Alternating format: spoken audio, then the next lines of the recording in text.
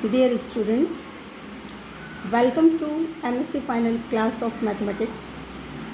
In this class, we will study optional paper 4, that is fluid dynamics.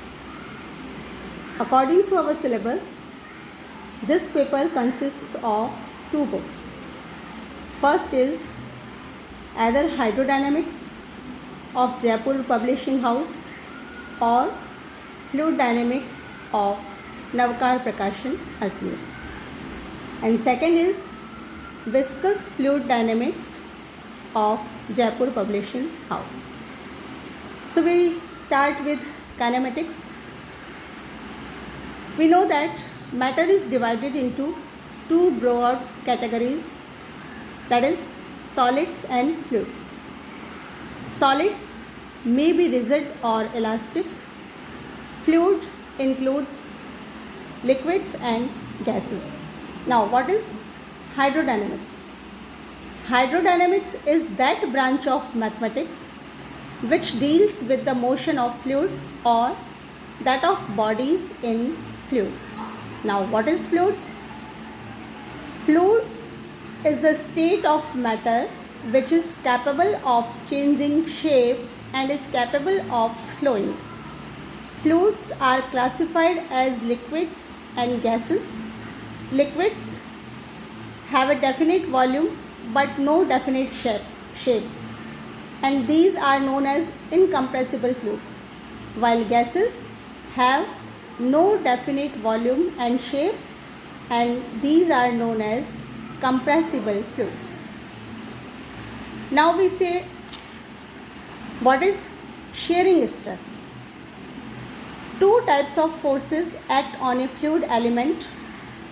One of them is body force and the other is surface force. The body force is proportional to the mass of the body on which it acts, while the surface force acts on the boundary of the body, and so it is proportional to the surface area. Suppose this is surface and this is, suppose, element of that surface ds, and let F is a surface force acting on an elementary surface area ds. F is the surface force acting on elementary surface area ds at the point P of this surface S. Let F1 and F2 be resolved part of this force F in the direction of tangent and normal at P. Surface force is Pf, and F1 and F2 are resolving parts of F in the direction of tangent and normal at P. The normal force per unit area is called normal stress. Once again, the normal force per unit area is called normal stress. Here F2 is normal stress. And this normal stress is also called pressure. The tangential force per unit area is called shearing stress, and in the figure, that is F1. Once again, the tangential force, that is F1, per unit area is called shearing stress. Now, what is perfect fluid? Fluid is perfect if it does not exert any shearing stress, however small. Means, in perfect fluid, there is no shearing stress or there is zero shearing stress. The perfect fluid is also known as frictionless or non-viscous or ideal fluids. Now, what is actual or real fluid? Actual or real fluid is viscous and compressible. The main difference between real and perfect fluid is that stress across any plane surface of perfect fluid is always normal to the surface, while it is not true in case of real fluid. In case of viscous fluid, both shearing and normal stress exists. Actual fluids have 5 physical properties, that is density, volume, temperature, pressure and viscosity. Next, what is viscosity? Viscosity is that property of the fluid which gives friction and resistance between two particles that depends on time.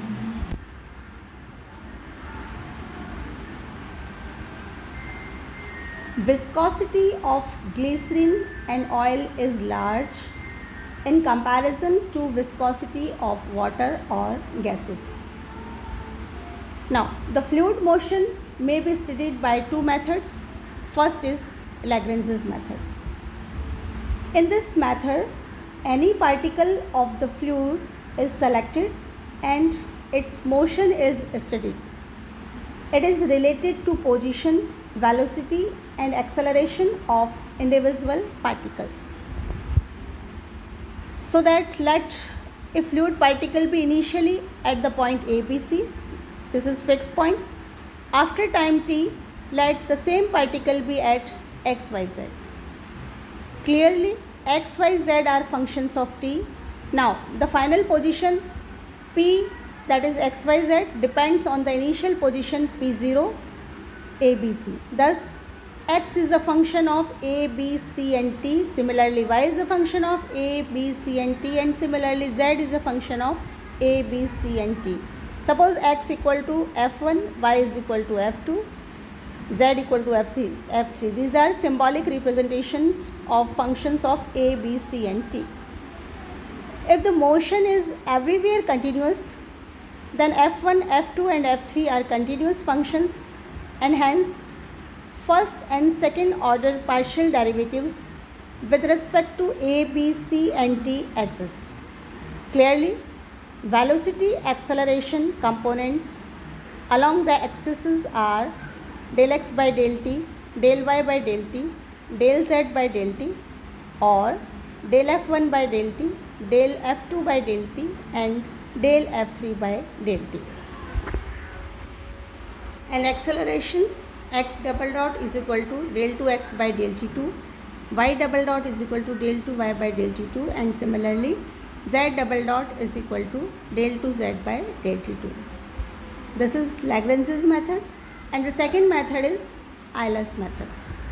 In this method, any point in space is selected and the change in the state of the fluid is studied as the fluid passes through this point.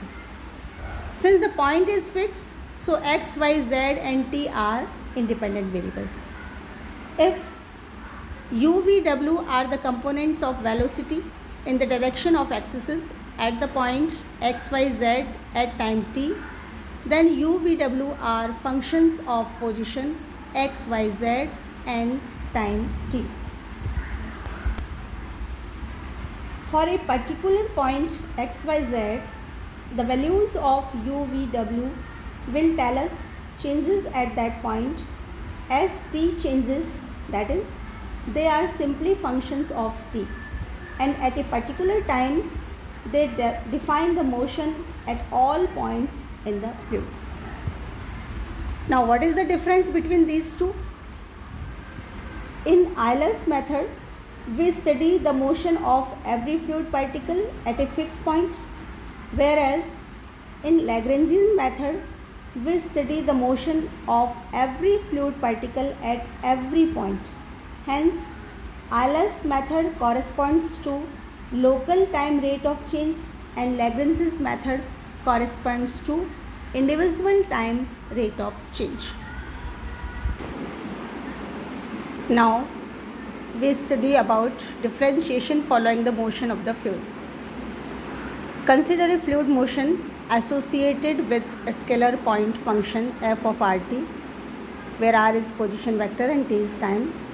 Its change as the particle moves from a point P to the point Q will be due to, first case is change with respect to time t when p is regarded as fixed. So this change will be f of r t plus delta t minus f of rt, and its rate of change is given by limit delta t tends to 0 f of r t plus delta t minus f of rt upon delta t, and this is represented by del f by del t. Since p is fixed, and so this del f by del t is called local time rate of change. Second case, change due to change in position from p to q, means keeping the particle fixed, we have to write down change in position, that is f of r plus delta r t plus delta t minus f of rt, and its rate of change is limit delta t tends to 0 f of r plus delta r t plus delta t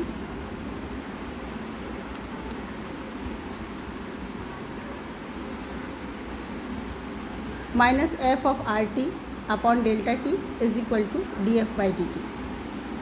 This df by dt is called indivisible time rate of change. Since f is a function of r and t, r is position vector, that is f is a function of x, y, z and t. So df is equal to del f by del x of dx plus del f by del y of dy plus del f by del z of dz plus del f by del t of dt. This can be write down as df by dt is equal to del f by del x of dx by dt plus del f by del y of dy by dt plus del f by del z of dz by dt plus del f by del t. But position vector, differentiation of position vector, that is dr by dt is equal to q, and this is ui plus bj plus wk, or this can be write down as I dx by dt plus j dy by dt plus k dz by dt. So the above result becomes df by dt is equal to del f by del t plus I del f by del x plus j del f by del y plus k del f by del z dot product with iu plus bj plus wk. This expression can be write down as I del by del x plus j del by del y plus k del by del z of f. So overall this result is converted into del f by del t plus gradient of f dot q. So overall we have the result df by dt is equal to del f by del t plus q dot del f or q dot gradient of f. This is relation between two time rates, yani local time rate of change and indivisible time rate of change. This expression can also be write down as d by dt as del by del t plus q dot del, and this d by d operator is called differential following the fluid motion. This is vector notation, and this can also be write down as d by dt as del by del t plus u del by del x plus v del by del y plus w del by del z. Clearly, if u, v, w are the velocity components and ax, ay, az are the acceleration components of fluid particle, then ax will be equal to del u by del t plus u del u by del x plus v del u by del y plus w del u by del z. Similarly, ay is equal to del v by del t plus u del v by del x plus v del v by del y plus w del v by del z, and az is equal to del w by del t plus u del w by del x plus v del w by del y plus w del w by del z, and these are the acceleration components of the fluid particle.